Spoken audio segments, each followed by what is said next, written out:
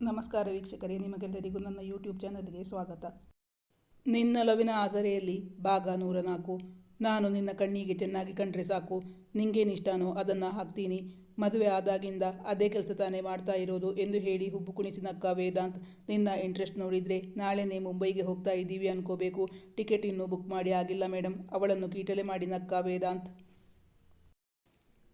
Aunty ಮಾವನ ಹತ್ರ ಮಾತಾಡ್ತಾ ಇದ್ರು. ಅವರು ಕೆಲವು ಉದಾಹರಣೆಗಳನ್ನು ಕೊಟ್ಟರು. ಅವರು ಕೊಟ್ಟ ಉದಾಹರಣೆಗಳನ್ನು ಹೇಳಲು ಅವಳಿಗೆ ಸಂಕೋಚವಾಗುತ್ತಿತ್ತು. ಅವರು ಬೇಡ ಅಂದರು. ಹೇಗಾದರೂ ಮಾಡಿ ಇಬ್ಬರನ್ನು ಹನಿಮೂನ್ಗೆ ಕಳಿಸಿ ಅಂತ ಆಂಟಿ ಮಾವನ ಹತ್ರ ಹೇಳ್ತಾ ಇದ್ರು. ಸನ್ನಿಧಿ ವೇದಾಂತ್ ಬಳಿ ಹೇಳಿದಳು, ಎಕ್ಸಾಮ್ ಆದಮೇಲೆ ಎಲ್ಲಾದರೂ ಹೋಗೋಣ ಅಂತ ನನಗೂ ಅನ್ನಿಸ್ತು. ನಾನು ಯೋಚನೆ ಮಾಡಿ ಹೇಳಿದ್ದಲ್ಲ, ತಕ್ಷಣವೇ ನನ್ನ ಬಾಯಿಂದ ಬಂದ ಮಾತಾಗಿತ್ತದು. ನಾನು ಮಾತಾಡೋ ಮೊದಲೇ ನಿನ್ನ ಹತ್ರ ಕೇಳಬೇಕಾಗಿತ್ತು. ಯಾವತ್ತು ನಾನು ಹಿರಿಯರು ಕೂತಿದ್ದಾಗ ಮಾತಾಡಲ್ಲ, ಆದರೆ ಇವತ್ತು ಯಾಕೆ ಹಾಗಾಯಿತು ಗೊತ್ತಿಲ್ಲ. ಸಾರಿ, ನಿಂಗೆ ಅವಮಾನ ಮಾಡಿದ್ದೀನಿ ಅನ್ನಿಸಿದರೆ ಬೇಕಾದರೆ 2 ಕೊಟ್ಬಿಡು ಎಂದು ತನ್ನ ಮುಖವನ್ನು ಅವನ ಮುಂದೆ ಹಿಡಿದಳು ಸನ್ನಿಧಿ. ಹೌದು, ನೀನು ಮಾಡಿರೋ ತಪ್ಪಿಗೆ ಸರಿಯಾದ ಶಿಕ್ಷೆ ಕೊಡಲೇಬೇಕು ಎನ್ನುತ್ತಾ ಅವಳ ಮುಖವನ್ನು ಬೊಗಸೆಯಲ್ಲಿ ಹಿಡಿದು 2 ಕೆನ್ನೆಗೂ ಮುತ್ತಿಟ್ಟ ವೇದಾಂತ್. ಅವನು ಮುತ್ತಿಟ್ಟಾಗ ಅವಳಲ್ಲಿ ನವಿರಾದ ಕಂಪನವಿತ್ತು. ನಂಗೀಗ ನಿದ್ದೆ ಬರ್ತಾ ಇಲ್ಲ, ಈಗಲೇ ಪ್ಯಾಕಿಂಗ್ ಶುರು ಮಾಡೋಣ. ಅವಳು ಆತುರ ವ್ಯಕ್ತಪಡಿಸಿದಾಗ ಅವನಿಗೆ ಆಶ್ಚರ್ಯವಾದರೂ ಸುಮ್ಮನಿದ್ದ ವೇದಾಂತ್. ಅವಳು ತನ್ನ ಬಟ್ಟೆಗಳನ್ನು ತೆಗೆದಿಡಲಾರಂಭಿಸಿದ್ದಳು. ಬಳಿಕ ವೇದಾಂತ್ನತ್ತ ತಿರುಗಿ, ನಿನ್ನ ಬಟ್ಟೆ ಕೊಟ್ಟರೆ ಪ್ಯಾಕ್ ಮಾಡ್ತೀನಿ ಎಂದು ಹೇಳಿದಳು. ನನಗೆ ಆ ಕೆಲಸ ಬೋರ್. ನಿಂಗೆ ಯಾವುದು ಇಷ್ಟನೋ ಅದನ್ನು ತಗೋ. ನಾನು ನಿನ್ನ ಕಣ್ಣಿಗೆ ಚೆನ್ನಾಗಿ ಕಂಡ್ರೆ ಸಾಕು, ನಿಂಗೇನಿಷ್ಟಾನೋ ಅದನ್ನೇ ಹಾಕ್ತೀನಿ. ಮದುವೆ ಆದಾಗಿಂದ ನಾನು ಅದೇ ಕೆಲಸ ತಾನೇ ಮಾಡ್ತಾ ಇರೋದು ಎಂದು ಹೇಳಿ ಹುಬ್ಬು ಕುಣಿಸಿ ನಕ್ಕ ವೇದಾಂತ್. ನಿನ್ನ ಇಂಟ್ರೆಸ್ಟ್ ನೋಡಿದರೆ ನಾಳೆನೇ ಮುಂಬೈಗೆ ಹೋಗ್ತಾ ಇದ್ದೀವಿ ಅನ್ಕೋಬೇಕು. ಟಿಕೆಟ್ ಇನ್ನೂ ಬುಕ್ ಆಗಿಲ್ಲ ಮೇಡಮ್. ಅವಳನ್ನು ಕೀಟಲೆ ಮಾಡಿ ನಕ್ಕ ವೇದಾಂತ್. ಅವನು ಮಲಗಿಕೊಂಡೇ ಅವಳು ಮಾಡುತ್ತಿದ್ದ ಕೆಲಸಗಳನ್ನು ನೋಡುತ್ತಿದ್ದ. ದಣಿದಿದ್ದರಿಂದಲೋ ಏನೋ ಸನ್ನಿಧಿ ಅಂದು ರಾತ್ರಿ ಮಲಗಿದ ತಕ್ಷಣ ನಿದ್ದೆ ಮಾಡಿದ್ದಳು. ಮರುದಿನ ಬೆಳಗ್ಗೆ ಎಂದಿನಂತೆ ವೇದಾಂತ್ ಕೆಲಸಕ್ಕೆ ಹೊರಟು ಹೋಗಿದ್ದ.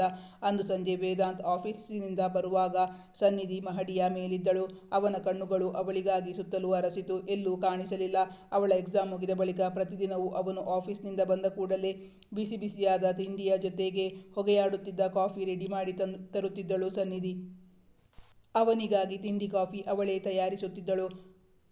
ಅವನು ಮುಖ ತೊಳೆದು ಡೈನಿಂಗ್ ಟೇಬಲ್ಗೆ ಬರುವ ಹೊತ್ತಿಗೆ ಅವಳ ಕೋಮಲವಾದ ಕೈಗಳು ಅಪ್ಯಾಯಮಾನದಿಂದ ಅವನಿಗೆ ತಿಂಡಿ ನೀಡುತ್ತಿತ್ತು. ಅವಳ ಬದಲಾಗಿ ಕುಸುಮ ಅವರಿಂದು ಕಾಫಿಯ ಲೋಟದೊಂದಿಗೆ ಬಂದಾಗ ಅವನಿಗೆ ತುಸು ನಿರಾಸೆಯಾಗಿತ್ತು. ಕೆಲಸ ಮಾಡಿ ಬಳಲಿ ಮನೆಗೆ ಬಂದ ಕೂಡಲೇ ಅವಳ ಮುಖದರ್ಶನವಾಗದಿದ್ದರೆ ಅವನಿಗೆ ಸಮಾಧಾನವೇ ಆಗುತ್ತಿರಲಿಲ್ಲ. ಅವನಿಗೆ ಇಷ್ಟವಾದ ಅಡುಗೆಗಳನ್ನೆಲ್ಲ ಕುಸುಮ ಅವರಿಂದ ಕೇಳಿ ತಿಳಿದುಕೊಂಡು ಅವಳೇ ಮಾಡಿಕೊಡುತ್ತಿದ್ದಳು. ಅವರ ಮನೆಯಲ್ಲಿ ಅಡುಗೆ ಯಾಕೆ ಇದ್ದರೂ ಅಡುಗೆಯ ಮೇಲುಸ್ತುವಾರಿ ಕುಸುಮ ಅವರೇ ವಹಿಸಿಕೊಳ್ಳುತ್ತಿದ್ದರು. ಈಗ ಸನ್ನಿಧಿ ಸೊಸೆಯಾಗಿ ತನ್ನ ಕರ್ತವ್ಯವನ್ನು ಚಾಚೂ ತಪ್ಪದೆ ಮಾಡುತ್ತಿದ್ದಳು. ದಿನ ಬೆಳಗ್ಗೆ ಅವನ ಸೆಲ್ಫೋನನ್ನು ಚಾರ್ಜ್ ಮಾಡಿ ಇಡುವುದು, ಅವನು ಆಫೀಸ್ಗೆ ಹೋಗುವ ಹೊತ್ತಿಗೆ ಅವನ ಬಟ್ಟೆಗಳನ್ನು ಇಸ್ತ್ರಿ ಮಾಡಿ ಕರವಸ್ತ್ರದೊಂದಿಗೆ ಸಿದ್ಧ ಮಾಡಿ ಇಟ್ಟಿರುತ್ತಿದ್ದಳು. ಅವನ ಬಟ್ಟೆಗೆ ಹೊಂದುವ ಸಾಕ್ಸ್ ಕೂಡ ತೆಗೆದಿಟ್ಟಿರುತ್ತಿದ್ದಳು. ಎಂದಿನಂತೆ ಇಂದು ಬೆಳಗ್ಗೆ ಕೂಡ ಎಲ್ಲ ಕೆಲಸಗಳನ್ನು ಮಾಡಿಕೊಟ್ಟಿದ್ದಳು ಸನ್ನಿಧಿ. ಅವನಿಗೆ ಇಂದು ಕಪ್ಪು ಬಣ್ಣದ ಪ್ಯಾಂಟ್ ಮತ್ತು ಕಪ್ಪು ಮತ್ತು ಬಿಳಿ ಬಣ್ಣದ ಚೆಕ್ಸ್ಗಳಿದ್ದ ತುಂಬು ತೋಳಿನ ಶರ್ಟ್ ತೆಗೆದಿಟ್ಟಿದ್ದಳು ಸನ್ನಿಧಿ. ಕಪ್ಪು ಡ್ರೆಸ್ನಲ್ಲಿ ಮಿಂಚುತ್ತಿದ್ದ ಅವನನ್ನು ನೋಡಿ ಅವಳ ಕಣ್ಣುಗಳು ಮಿನುಗಿದ್ದವು. ಅವನು ಬ್ಲ್ಯಾಕ್ ಶೂಗಳನ್ನು ಹಾಕಿಕೊಳ್ಳಲು ಬಂದಾಗ ತನ್ನ ಶೂಸನ್ನು ಪಾಲಿಷ್ ಮಾಡಿ ಇಟ್ಟಿದ್ದನ್ನು ಕಂಡು ವೇದಾಂತ್ ಅಸಹನೆಯಿಂದ, ನನ್ನ ಶೂಸ್ ಯಾಕೆ ಮುಟ್ತೀಯ ಸಾನು ಎಂದು ನವಿರಾಗಿ ಆಕ್ಷೇಪಣೆ ಮಾಡಿದ್ದ.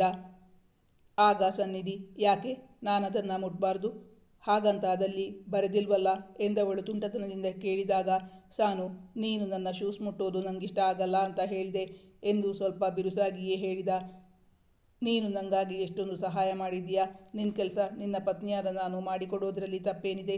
ನಿನ್ನ ಚಿಕ್ಕ ಪುಟ್ಟ ಕೆಲಸ ಮಾಡಿ ಅದರಲ್ಲಿ ತೃಪ್ತಿ ಪಟ್ಕೋತೀನಿ. ದಯವಿಟ್ಟು ನನ್ನ ತಡಿಬೇಡ. ನಿನ್ನ ಹೆಂಡತಿಯಾಗೋಕಂತೂ ನನ್ನ ಕೈಯಲ್ಲಿ ಸಾಧ್ಯ ಆಗ್ತಾ ಇಲ್ಲ. ಇನ್ಯಾವ ರೀತಿಯಲ್ಲಿ ನಿನ್ನ ಋಣ ತೀರಿಸಲಿ ಎಂದು ಬಿಟ್ಟಿದ್ದಳು. ಅವಳ ಮುಖ ಬಾಗಿತ್ತು. ನಿನ್ನ ಹೆಂಡತಿಯಾಗೋಕೆ ನನ್ನಿಂದ ಸಾಧ್ಯ ಆಗ್ತಾ ಇಲ್ಲ. ಅವಳ ಮಾತು ಕೇಳಿ ಅವನಿಗೆ ತುಂಬ ನೋವಾಗಿತ್ತು. ಅವಳನ್ನು ತುಂಬ ಆಸೆಪಟ್ಟು ಮದುವೆಯಾಗಿದ್ದ ವೇದಾಂತ್. ಇಷ್ಟಪಟ್ಟು ಮದುವೆಯಾದ ಪತ್ನಿಯಿಂದ ಜೀವಮಾನ ಪೂರ್ತಿ ದೂರವಿರಬೇಕೆಂದರೆ ಕಲ್ಲೆದೆಯ ಗಂಡಿನ ಎದೆಯಾದರೂ ತಲ್ಲಣಿಸಿತು. ಒಂದು ಕ್ಷಣ ಏನು ಮಾಡಬೇಕೆಂದೇ ತೋಚಲಿಲ್ಲ ವೇದಾಂತ್ಗೆ. ಒಂದು ಕ್ಷಣ ಮಾತ್ರ ಅವನು ಸಾವರಿಸಿಕೊಂಡ. ಅವಳ ಮುಖದಲ್ಲಿ ಯಾವತ್ತೂ ವೇದಾಂತ್ ಬಗ್ಗೆ ತಿರಸ್ಕಾರ ಭಾವನೆ ಇರಲಿಲ್ಲ.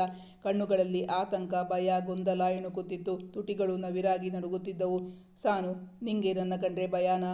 ಮೊದಲೆಲ್ಲ ಅವನನ್ನು ಕಂಡರೆ ಭಯ ಎಂದು ಓಡಿ ಹೋಗುತ್ತಿದ್ದುದು ಜ್ಞಾಪಿಸಿಕೊಂಡು ಕೇಳಿದ ವೇದಾಂತ್. ಇಲ್ಲ ಎನ್ನುವಂತೆ ತಲೆ ಅಲ್ಲಾಡಿಸಿದಳು ನೋಡು, ನಮ್ಮಿಬ್ಬರ ಮಧ್ಯದಲ್ಲಿ ಋಣದ ಮಾತು ಬರಬಾರದು. ಗಂಡ ಅನ್ನೋ ಅಧಿಕಾರ ಪ್ರಯೋಗ ಮಾಡುವಂತಹ ನೀಚ ನಾನಲ್ಲ. ದಾಂಪತ್ಯ ಜೀವನದಲ್ಲಿ ಪರಸ್ಪರ ಅರ್ಥ ಮಾಡಿಕೊಳ್ಳುವುದು ತುಂಬ ಇಂಪಾರ್ಟೆಂಟ್. ನಾನು ಯಾವುದಕ್ಕೂ ನಿನ್ನ ಬಲವಂತ ಮಾಡಲ್ಲ ಅಂತ ಹೇಳಿದ್ಮೇಲೂ ನೀನ್ಯಾಕೆ ಪಾಪ ಪ್ರಜ್ಞೆಯಿಂದ ಬಳಲುತ್ತಿದ್ದೀಯಾ ಎಂದು ಕೇಳಿದ. ಅವಳ ಮುಖದಲ್ಲಿ ಮುತ್ತಿನಂತೆ ಬೆವರ ಹನಿಗಳು ಸಾಲುಗಟ್ಟಿತ್ತು. ಅವನು ಅವಳ ಗಲ್ಲವನ್ನು ಹಿಡಿದೆತ್ತಿದಾಗ ಅವನ ಕೈಗೆ ಅವಳ ಕಣ್ಣುಗಳಿಂದ ಬಿಸಿ ಕಣ್ಣೀರು ಬಿದ್ದಿತ್ತು. ತನ್ನ ಜೇಬಿನಿಂದ ಕರವಸ್ತ್ರ ತೆಗೆದು ಆ ಬೆವರ ಹನಿಗಳನ್ನು ಒರೆಸಿದ ವೇದಾಂತ್. ಅವಳನ್ನು ಅಪ್ಪಿ ಹಿಡಿದು ಸಂತೈಸಬೇಕೆಂದುಕೊಂಡರೂ ಸಾಧ್ಯವಾಗಿರಲಿಲ್ಲ. ಅವಳು ಅಲ್ಲಿಂದ ಜಾಗ ಖಾಲಿ ಮಾಡಿದ್ದಳು. ಅವಳನ್ನು ಹಿಂಬಾಲಿಸಿಕೊಂಡು ಬರಲಾಗಲಿಲ್ಲ ವೇದಾಂತ್ಗೆ. ಅವನಿಗಿಂದು ಲೇಟಾಗಿತ್ತು. ಮಾತ್ರವಲ್ಲ, ಅವನ ಸೆಲ್ಫೋನ್ ಹೊಡೆದುಕೊಳ್ಳುತ್ತಿತ್ತು. ಅರ್ಜೆಂಟ್ ಕೆಲಸವಿದ್ದುದರಿಂದ ಅವನು ಅವಳಿಗೆ ಬಾಯ್ ಹೇಳಿ ಹೊರಟು ಹೋಗಿದ್ದ. ಬೆಳಗಿನ ಘಟನೆಯನ್ನೇನಾದರೂ ಮನಸ್ಸಿಗೆ ಹಚ್ಚಿಕೊಂಡಳೆ. ಅದಕ್ಕಾಗಿ ಅವಳಿಗೆ ತಲೆನೋವು ಏನಾದರೂ ಇದೆಯೇ? ಅವಳನ್ನು ಒಮ್ಮೆ ನೋಡುವವರೆಗೂ ಅವನ ಮನಸ್ಸಿಗೆ ನೆಮ್ಮದಿ ಇರಲಿಲ್ಲ.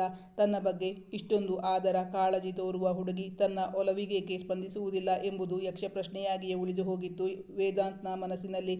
ಅಮ್ಮ, ಸಾನು ಎಲ್ಲಿ? ಕಾಫಿ ತಂದಿದ್ದ ತಾಯಿಯನ್ನು ಪ್ರಶ್ನಿಸಿದ ವೇದಾಂತ್.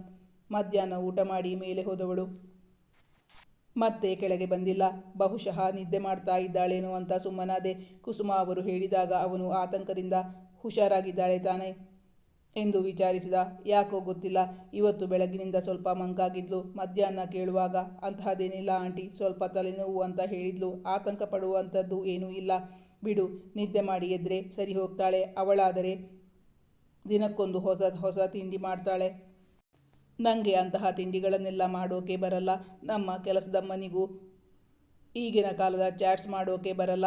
ಬೆಳಗಿನದು ದೋಸೆ ಹಿಟ್ಟಿದೆ, ಬಿಸಿ ಬಿಸಿಯಾಗಿ ದೋಸೆ ಮಾಡಿಕೊಡ್ಲಾ ವೇದ್? ಏಕೋ ಸಾನು ಎದುರಿಗಿಲ್ಲದೆ ಇರುವುದು ಅವನಿಗೆ ತಿನ್ನಲು ಬೇಸರವಾಗಿತ್ತು. ಬೇಡಮ್ಮ, ಬರೀ ಕಾಫಿ ಸಾಕು ಎನ್ನುತ್ತಾ ಕಾಫಿ ಕುಡಿಯತೊಡಗಿದ ವೇದಾಂತ್. ವೇದ್, ಆಗಿಂದ ನನ್ನ ಕೊರೀತಿರೋ ಪ್ರಶ್ನೆನ ನಿನ್ನ ಮುಂದೆ ಕೇಳಬೇಕು ಅಂದ್ಕೊಂಡಿದ್ದೆ. ನೀವಿಬ್ಬರು ಏನಾದರೂ ಜಗಳ ಆಡ್ಕೊಂಡಿದ್ದೀರಾ? ಕುಸುಮ ಅವರು ಇದ್ದಕ್ಕಿದ್ದಂತೆ ಕೇಳಿದಾಗ ಅವನು ಆಶ್ಚರ್ಯದಿಂದ ಅವರ ಕಡೆ ನೋಡಿದ. ಹಾಗೇನೂ ಇಲ್ಲಮ್ಮ. ಯಾಕಮ್ಮ ನಿಂಗೆ ಈ ಪ್ರಶ್ನೆ ಬಂತು? ಬೆಳಿಗ್ಗೆ ಸಾನು ತನ್ನ ತಂದೆ ಮತ್ತು ತಾಯಿ ತಮ್ಮಿಬ್ಬರ ಬಗ್ಗೆ ಮಾತಾಡಿದ್ದನ್ನು ಹೇಳಿದ್ದಳು. ಅದಕ್ಕಾಗಿ ತಾವಿಬ್ಬರು ಹನಿಮೂನ್ ಪ್ಲಾನಿಂಗ್ ಮಾಡಿಕೊಂಡಿದ್ದರು. ಆದರೂ ತಾಯಿಯ ಸಂಶಯ ಯಾಕೆ ನಿವಾರಣೆಯಾಗಿಲ್ಲ? ನಾನು ನೋಡ್ತಾನೆ ಬಂದಿದ್ದೀನಿ. ಅವಳ ಎಕ್ಸಾಮ್ ಮುಗಿದ ಮೇಲೆ ನೀವಿಬ್ಬರು ಒಂದಾಗ್ತೀರಾ ಅಂದ್ಕೊಂಡಿದ್ದೆ. ಆದರೆ ನೀನು ರಾತ್ರಿ ತುಂಬ ಹೊತ್ತು ತನಕ ನಿನ್ನ ಕೆಲಸದ ನೆಪ ಹೇಳಿ ಪಕ್ಕದ ರೂಮ್ನಲ್ಲಿ ಲೈಟ್ ಹಾಕ್ಕೊಂಡು ಕೆಲಸ ಮಾಡೋದು ನಾನು ನೋಡಿಲ್ಲ ಅಂದ್ಕೊಂಡ್ಯಾ? ಏನು 2 ದಿನದ ಮನಸ್ತಾಪ ಇರಬಹುದು. ಇವತ್ತು ಸರಿ ಹೋಗ್ತಾರೆ, ನಾಳೆ ಸರಿ ಹೋಗ್ತಾರೆ ಅಂದ್ಕೊಂಡಿದ್ದೆ. ನಮ್ಮೆದುರಿಗೆ ನಗುನಗುತ್ತಾ ಚೆನ್ನಾಗಿ ಮಾತಾಡ್ಕೊಂಡು ಇರ್ತೀರಿ. ಆದರೆ ನಿಮ್ಮಿಬ್ಬರ ಮಧ್ಯೆ ಏನೂ ನಡೆದಿಲ್ಲ ಅಂತ ಎಂದು ಸಂಕೋಚದಿಂದ ನಿಲ್ಲಿಸಿದರು. ಕುಸುಮ. ಅವಳ ಮುಖ ನೋಡಿದ್ರೇನೆ ಗೊತ್ತಾಗುತ್ತೆ ಎಂದು ಮಗನ ಮುಂದೆ ಹೇಳಲಿಲ್ಲ. ವೇದಾಂತ್ಗೆ ಕಸಿವಿಸಿಯಾಯಿತು. ಅವನ ಮನಸ್ಸಲ್ಲಿ, ಹೃದಯದಲ್ಲಿ ತುಂಬ ನೋವಿತ್ತು. ಅದನ್ನು ಚಿಕ್ಕ ಹುಡುಗನಂತೆ ತಾಯಿಯ ಮಡಿಲಲ್ಲಿ ತಲೆಯಿಟ್ಟು ತನ್ನ ಹೃದಯ ಹಗುರ ಮಾಡಿಕೊಳ್ಳುವ ಹಂಬಲ ಬಂತು ವೇದಾಂತ್ಗೆ. ಆದರೂ ನಿಟ್ಟುಸಿರಿಟ್ಟು ಹೇಳಿದ, ಅಮ್ಮ, ನೀನು ತಿಳ್ಕೊಂಡ ಹಾಗೇನೂ ಇಲ್ಲ. ಅವಳಿನ್ನೂ ಚಿಕ್ಕವಳು. ಅವರ ಮನೆಯಲ್ಲಿ ಹುಡುಗರ ಜೊತೆ ಮಾತಾಡೋದು ಮಹಾ ಅಪರಾಧ ಅನ್ನೋ ಥರ ಬೆಳೆಸಿದ್ದಾರೆ. ಅವಳಿಗೆ ಸ್ವಲ್ಪ ಕಾಲಾವಕಾಶ ಬೇಕು. ಇವತ್ತು ಬೆಳಗ್ಗೆ ಅವಳೇ ನಿಮ್ಮಿಬ್ಬರ ಮುಂದೇನೆ ಹನಿಮೂನ್ಗೆ ಹೋಗೋಣ ಅಂತ ಹೇಳಿದ್ಲಲ್ಲ, ಇನ್ಯಾಕೆ ವರಿ ಮಾಡ್ಕೋತೀಯ ಎಂದು ಮಗ ಹೇಳಿದಾಗ, ಓ ಹಾಗೋ ವಿಷಯ ಅಂದರೆ ಅವಳಿಗೇನೂ ಗೊತ್ತಿಲ್ಲ ಅನಿಸುತ್ತೆ. ತುಂಬ ಮುಗ್ದೆ. ಗಂಡ ಹೆಂಡತಿಯಲ್ಲಿ ಮುಚ್ಚುಮರೆ ಇರಬಾರದು ಕಣು. ನೀನು ಅವಳ ಜೊತೆ ನೇರವಾಗಿ ಮಾತಾಡಿ ಅವಳಿಗೆ ಅರ್ಥ ಆಗೋ ಹಾಗೆ ತಿಳಿಸಿ ಹೇಳು. ಹಾಗೆ ಅವಳ ಮನಸ್ಸಲ್ಲೇನಿದೆ ಅಂತ ತಿಳ್ಕೊ. ಯಾವುದೇ ಕಾರಣಕ್ಕೂ ಆ ಪಾಪದ ಹುಡುಗಿಯ ಮನಸ್ಸಿಗೆ ನೋವಾಗುವ ಹಾಗೆ ವರ್ತಿಸಬೇಡ. ಒಟ್ಟಿನಲ್ಲಿ ನೀವಿಬ್ಬರು ಒಂದಾದ್ರೇನೆ ನನಗೆ ಸಮಾಧಾನ. ಅಷ್ಟು ಆಸೆಯಿಂದ ಆ ಹುಡುಗಿಯನ್ನು ಮೆಚ್ಚಿಕೊಂಡು ಮದುವೆಯಾಗಿದ್ದೀಯಾ. ಅವಳ ಜೊತೆ ಸಂತೋಷವಾಗಿರಬೇಕು ನೀನು ಎಂದು ಅಕ್ಕರೆಯಿಂದ ಮಗನ ತಲೆ ಸವರಿದರು ಕುಸುಮ. ಮಹಡಿಯೇರಿ ಹೋಗಿ ಬೆಡ್ರೂಮ್ನ ಬಾಗಿಲಲ್ಲಿ ನಿಂತ ವೇದಾಂತ್. ಸನ್ನಿಧಿ ಬೆಡ್ ಮೇಲೆ ಆರಾಮವಾಗಿ ನಿದ್ರಿಸುತ್ತಿದ್ದಳು. ನಿದ್ರಾಲೋಕದಲ್ಲಿದ್ದ ಅವಳ ಮುಖ ಪ್ರಶಾಂತವಾಗಿತ್ತು. ಸದ್ದು ಮಾಡದಂತೆ ಒಳಗೆ ಪ್ರವೇಶಿಸಿ ಮಂಚದ ಬಳಿ ಬಂದ ವೇದಾಂತ್. ನಿದ್ರೆಯ ಮೋಡಿಯಲ್ಲಿ ಅವಳೆದೆ ಉಸಿರಾಟದಿಂದ ಏರಿಳಿಯುತ್ತಿತ್ತು. ಕಣ್ಣೆವೆ ಮುಚ್ಚಿ ಮಲಗಿರುವ ಅವಳ ಮುಖದಲ್ಲಿ ಮಗುವಿನ ಮುಗ್ಧತೆಯ ಭಾವವಿತ್ತು. ಆ ಮುಖಭಾವದಿಂದ ಅವಳ ಮನಸ್ಸಿನಲ್ಲಿ ಉಂಟಾಗುತ್ತಿದ್ದ ತುಮುಲವನ್ನು ಅರಿಯಲು ಸಾಧ್ಯವಾಗಲಿಲ್ಲ ವೇದಾಂತ್ಗೆ.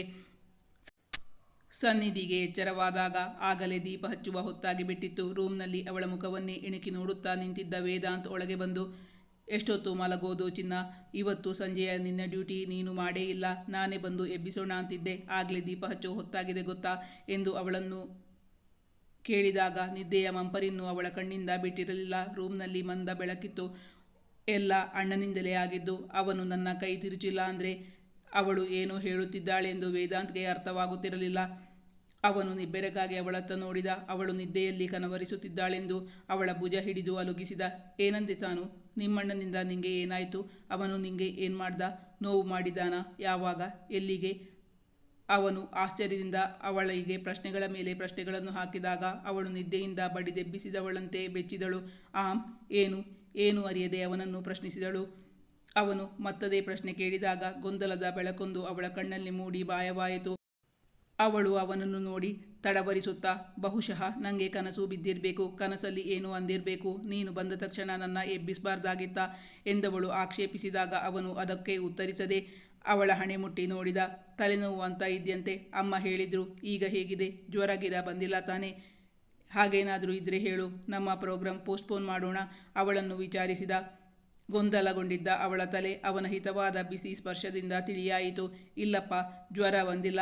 ನನಗೆ ಮಾಡೋಕೆ ಬೇರೆ ಏನೂ ಕೆಲಸ ಇರಲಿಲ್ಲ. ಮಲ್ಕೊಂಡು ಸೋಮಾರಿ ಆಗ್ತಾ ಇದ್ದೀನಿ ಎಂದು ಹೇಳಿ ನಸುನಕ್ಕಳು. ಮಲಗಿದ್ದಲ್ಲಿಂದ ಎದ್ದಳು ಸನ್ನಿಧಿ. ವೇದಾಂತ್ ಅವಳನ್ನು ಹಿಂಬಾಲಿಸಿಕೊಂಡು ಬಂದಿದ್ದ. ಇಬ್ಬರು ಒಟ್ಟಿಗೆ ಕೆಳಗೆ ಇಳಿದು ಬಂದಾಗ ಕುಸುಮ ಅವರು ಸಂತಸಗೊಂಡರು. ಸಾನು, ನನಗೆ ತುಂಬ ಹಸಿವಾಗ್ತಾ ಇದೆ, ತಿನ್ನೋಕೆ ಏನಾದರೂ ಮಾಡಿಕೊಡ್ತೀಯಾ ಎಂದು ವೇದಾಂತ್ ಹೇಳುತ್ತಾ ಅವಳ ಭುಜದ ಮೇಲೆ ಕೈ ಇಟ್ಟಾಗ ಕುಸುಮ ಅವರು ಅವಳತ್ತ ನೋಡಿ ನಸುನಗುತ್ತಾ ಹೇಳಿದರು, ನೋಡು, ಮದುವೆ ಆಗೋ ತನಕ ನಾನು ಮಾಡಿಕೊಟ್ಟ ತಿಂಡಿ ತಿಂತಾ ಇದ್ದ. ತಿಂಡಿ ತಿಂತೀಯೇನೋ ಅಂತ ಕೇಳಿದ್ದಕ್ಕೆ ಬೇಡ, ಹಸಿವಿಲ್ಲ ಅಂದ. ಅವನಿಗೀಗ ಅರ್ಧ ಗಂಟೆಯಲ್ಲಿ ತಡೆಯೋಕ್ಕಾಗದೇ ಇರೋ ಹಸಿವು ಶುರುವಾಯಿತು ನೋಡು. ನನ್ನ ಮಗನಿಗೆ ನಿನ್ನ ಕೈಯ ತಿಂಡಿಯ ರುಚಿ ಹತ್ತಿದೆ. ಈಗ ನನ್ನ ಮಗನಿಗೆ ನಾನು ಮಾಡಿಕೊಡೋ ತಿಂಡಿ ಬೇಡ ಅಂತ ಇಂಡೈರೆಕ್ಟಾಗಿ ಹೇಳ್ತಾ ಇದ್ದಾನೆ. ಕುಸುಮ ಅವರು ಮಗ ಮತ್ತು ಸೊಸೆ ಇಬ್ಬರನ್ನೂ ರೇಗಿಸಿದರು. ಅವಳು ಅವನತ್ತ ನೋಡಿ ನಸುನಗುತ್ತಾ ಹೇಳಿದಳು, ಒಳ್ಳೆ ನಿದ್ದೆ ಮಾಡ್ತಾ ಇದ್ದೆ ಆಂಟಿ, ಬಂದು ಎಬ್ಬಿಸ್ಬಿಟ್ಟ. ನಾನು ಈ ಮನೆಗೆ ಬರೋ ಮೊದಲು ನಿಂಗೆ ಯಾರು ತಿಂಡಿ ಮಾಡಿಕೊಡ್ತಾ ಇದ್ರು ಎಂದು ನಸು ಮುನಿಸಿಕೊಂಡು ಅವನ ಬಳಿ ಪ್ರಶ್ನಿಸಿದಳು. ವೇದಾಂತ್ ಕಣ್ಣಿನಲ್ಲಿ ತಾಯಿ ಎಂದು ಸನ್ನೆ ಮಾಡಿ ತೋರಿಸಿದ. ಹಸಿವು ಅಂದ್ಯಲ್ಲ, ಏನು ಮಾಡಿಕೊಡ್ಲಿ? ವೇದಾಂತ್ನನ್ನು ಕೇಳಿದಳು ಸನ್ನಿಧಿ. ಸಮೋಸ ಮಾಡಿಕೊಡು. ಹೊರಗೆ ಅಂಗಡಿಯಲ್ಲಿ ಸಿಗೋ ಸಮೋಸ ನೀನು ಮಾಡಿಕೊಡೋ ಸಮೋಸದಷ್ಟು ಚೆನ್ನಾಗಿರಲ್ಲ. ಹಾಗಂದವನು ಅವಳು ಮಾಡುವ ಕೆಲಸವನ್ನೇ ನೋಡುತ್ತಾ ಅಡಿಗೆ ಮನೆಯಲ್ಲೇ ನಿಂತಿದ್ದ. ಅವಳು ತರಕಾರಿ ಹೆಚ್ಚ ಹೊರಟಾಗ ಅವಳ ಕೈಯಿಂದ ಚಾಕು ತೆಗೆದುಕೊಂಡು ತಾನೇ ಹೆಚ್ಚಿಕೊಟ್ಟಿದ್ದ. ಅಡಿಗೆ ಮನೆಯಲ್ಲಿ ಅವರಿಬ್ಬರೇ ಇರಲಿ ಎಂಬ ಕಾರಣಕ್ಕಾಗಿ ಕುಸುಮ ಅವರು ಅಡಿಗೆಯಾಕೆಯನ್ನು ಕರೆದು, ನೀನು ಮನೆಗೆ ಹೋಗುವ ಹಾಗಿದ್ರೆ ಹೋಗಮ್ಮ, ರಾತ್ರಿಗೆ ಅನ್ನ ಚಪಾತಿ ನಾನೇ ಮಾಡ್ಕೋತೀನಿ ಎಂದು ಹೇಳಿ ಅವರನ್ನು ಕಳುಹಿಸಿದ್ದರು. ರಾತ್ರಿ ಎಲ್ಲರೂ ಊಟವಾಗಿ ಮಲಗಲು ಹೋದರು. ವೇದಾಂತ್ ಮಲಗಲೆಂದು ಹೋದವನು ತಮ್ಮ ರೂಮ್ನಲ್ಲಿದ್ದ ಟಿವಿಯ ಮುಂದೆ ಕುಳಿತಿದ್ದ. ಕಣ್ಣು ಟಿವಿಯ ಪರದೆಯ ಮೇಲೆ ಬರುತ್ತಿದ್ದ ಚಿತ್ರಗಳನ್ನು ನೋಡುತ್ತಿದ್ದರೂ ಅವನ ಮನಸ್ಸು ಅದರಲ್ಲಿ ನೆಲೆಸಿರಲಿಲ್ಲ. ಆಗ ತಾಯಿ ಆಡಿದ ಮಾತುಗಳೇ ಅವನ ಕಿವಿಯಲ್ಲಿ ಗುಯಿಂಗುಟ್ಟುತ್ತಿದ್ದವು. ನೀವಿಬ್ರು ಒಂದಾದರೆ ಸಾಕು, ನನಗೆ ಬೇರೇನೂ ಬೇಡ. ಇಂದು ಬೆಳಗ್ಗೆ ಸನ್ನಿಧಿ ಹೇಳಿದ್ದು ಅದಕ್ಕೆ ತದ್ವಿರುದ್ಧವಾಗಿತ್ತು. ಅವನು ಅದರ ಬಗ್ಗೆಯೇ ಯೋಚಿಸುತ್ತಿದ್ದ. ಅವಳ ಜೀವನದಲ್ಲಿ ಏನೋ ಕಹಿ ಘಟನೆಯೊಂದು ನಡೆದಿದೆ. ಅದೇನು ಎಂದು ತಿಳಿಯಬೇಕು. ಆದರೆ ಅದು ಹೇಗೆ ಸಾಧ್ಯ? ಅವಳನ್ನು ಹೇಗಾದರೂ ಉಪಾಯ ಮಾಡಿ ವೈದ್ಯರ ಬಳಿ ಕರೆದೊಯ್ದರೆ ತಮಗೆ ಪರಿಹಾರ ಸಿಗಬಹುದು. ಆದರೆ ಅದಕ್ಕೆ ಅವಳು ಒಪ್ಪುವಳೆ? ಮಾನಸಿಕ ತಜ್ಞರ ಬಳಿ ಹೋಗೋಣವೆಂದರೆ ಹಾಗೊಂದುಕೊಳ್ಳುವಾಗಲೇ ಅವನಿಗೆ ತುಂಬ ನೋವಾಯಿತು. ಅದಕ್ಕಿಂತ ಹೆಚ್ಚಾಗಿ ಅವಳು ನೊಂದುಕೊಂಡರೆ ಯೋಚಿಸುತ್ತಾ ಕುಳಿತಿದ್ದ ವೇದಾಂತ್. ಅವನು ದೀರ್ಘಾಲೋಚನೆಯಲ್ಲಿರುವುದನ್ನು ಕಂಡು ಸನ್ನಿಧಿಯ ಅವನ ಬಳಿ ಬಂದಳು. ಏನು ರಾಯರು, ಇವತ್ತು ಮಲಗೋ ಯೋಚನೆ ಇದೆಯೋ ಇಲ್ವೋ?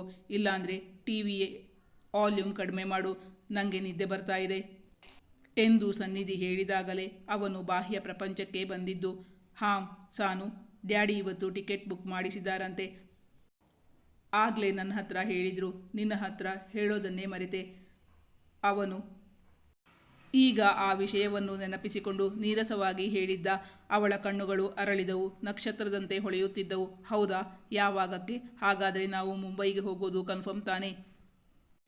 ಅವಳ ಮುಖದಲ್ಲಿ ಈಗ ಸಂತೋಷ ಕಾಣಿಸಿತು. ಹೌದು, ನಾಡಿದ್ದು ಬುಧವಾರ ಬೆಳಗಿನ ಪ್ಲೇನ್ಗೆ ಟಿಕೆಟ್ ಬುಕ್ ಮಾಡಿಸಿದಾರಂತೆ ಡ್ಯಾಡಿ. ಅವಳ ಅರಳಿದ ಕಣ್ಣುಗಳನ್ನೇ ನೋಡುತ್ತಾ ಉತ್ತರಿಸಿದ ವೇದಾಂತ್. ನನಗೂ ಈಗ ಟಿವಿ ನೋಡೋ ಮನಸ್ಸಿಲ್ಲ, ನಾನು ಮಲಕ್ಕೋತೀನಿ ಅವಳ ಬಳಿ ಹೇಳಿದ. ಇಷ್ಟು ಸಂತೋಷದ ಸಂಗತಿಯನ್ನು ಹೇಳೋಕೆ ಮರ್ತೆ ಅಂತೀಯಲ್ಲ, ಯಾಕೆ? ನಿಂಗೆ ಮುಂಬೈಗೆ ಹೋಗೋಕೆ ಇಂಟ್ರೆಸ್ಟ್ ಇಲ್ವಾ? ನನ್ನ ಬಲವಂತಕ್ಕೆ ಹೊರಡ್ತಾ ಇದೆಯೋ ಹೇಗೆ? ಅವನ ನಿರಾಸಕ್ತಿಯನ್ನು ನೋಡಿ ಅನುಮಾನದಿಂದಲೇ ಅವನನ್ನು ಪ್ರಶ್ನಿಸಿದ್ದಳು ಸನ್ನಿಧಿ. ಈ ಕಥೆಯ ಮುಂದಿನ ಭಾಗ ಮುಂದಿನ ಸಂಚಿಕೆಯಲ್ಲಿ ಮುಂದುವರಿಯುವುದು. ವೀಕ್ಷಕರೇ, ನಾನು ಹಾಕೋ ಕಥೆಗಳು ನಿಮಗೆ ಇಷ್ಟವಾಗಿದ್ದಲ್ಲಿ ನನ್ನ ಚಾನಲನ್ನು ಸಬ್ಸ್ಕ್ರೈಬ್ ಮಾಡಿ, ನನ್ನ ವಿಡಿಯೋವನ್ನು ಲೈಕ್ ಮಾಡಿ, ನಿಮ್ಮ ಆಪ್ತರಿಗೆ ನನ್ನ ವಿಡಿಯೋವನ್ನು ಶೇರ್ ಮಾಡಿ, ನಿಮ್ಮ ಅನಿಸಿಕೆಯ ಅಭಿಪ್ರಾಯಗಳನ್ನು ಕಮೆಂಟ್ ಮಾಡಿ ತಿಳಿಸೋದರ ಮೂಲಕ ನನಗೆ ಬೆಂಬಲ ವ್ಯಕ್ತಪಡಿಸಬೇಕಾಗಿ ವಿನಂತಿಸಿಕೊಳ್ತಾ ಇದ್ದೀನಿ. Thank you for watching.